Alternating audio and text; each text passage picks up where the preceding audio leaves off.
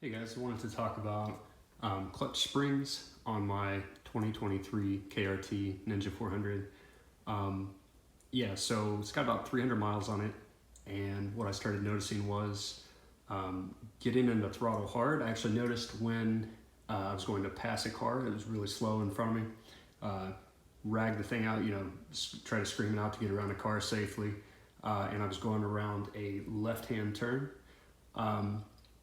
When I leaned the bike over to start to pass the car, I heard the engine rev, right?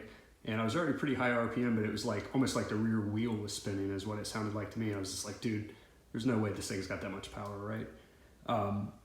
So I get around the car, it's kind of a longer, windy road, and I start noticing I was kind of giving it some more throttle, and it was never when the clutch was engaged, like it wasn't when I was pulling the clutch lever to shift a gear or something. It was kind of just as I climbed into the higher RPMs, right? So up in like the 9,000 range, right around in there. And so it seems to be on this bike in particular when it's being leaned over. So I just noticed it on the left hand lean angle, and it might also happen on the right, but that's just what I noticed. And so I started looking online, and these things are just notorious for this. I think since the very first year they've been made, and you can go pretty deep into the clutch, where you're talking about like the pull rod, clutch return springs, clutch springs themselves, and even I think getting into some of the gear squaring or whatever it's called. And so based on the forums, there's a lot of people giving a lot of bad information that claim to be mechanics. So it appears to me, we're going to try this out, and I think this is going to resolve the problem. I think the majority of folks who have done this has had it resolve the problem. So got some clutch springs here. So from Barnett. So there's 3 of them in there. It looks like there's just one, but there's actually 3. Get the, if that'll focus. Yeah, so you can see the part number that they got there for him. So I want to say this is around $100 with the genuine clutch cover gasket. You can see the part number there. So this guy was expensive. Some folks claim you can get away without using this. I don't have good luck like that, so I don't think that would work for me. I would love if I could reuse the original, but that's just not how my luck works. So anyways, yeah, we're gonna see if that works. I'm gonna do a little video on to see if I can actually get it to slip while I'm riding. And I'm not sure if you'll be able to tell because the bike's pretty loud. I have kind of limited cameras and stuff that I use. I'm not a professional shop here, right? It's just got a little like cheap camera I mount to the thing. So I am gonna take it out, get it nice and warmed up, try to go around some turns and just see if I can lay it over to the point where you can kind of hear it rev. When it gets to the top of the range, it kind of revs out. Again, it's like that.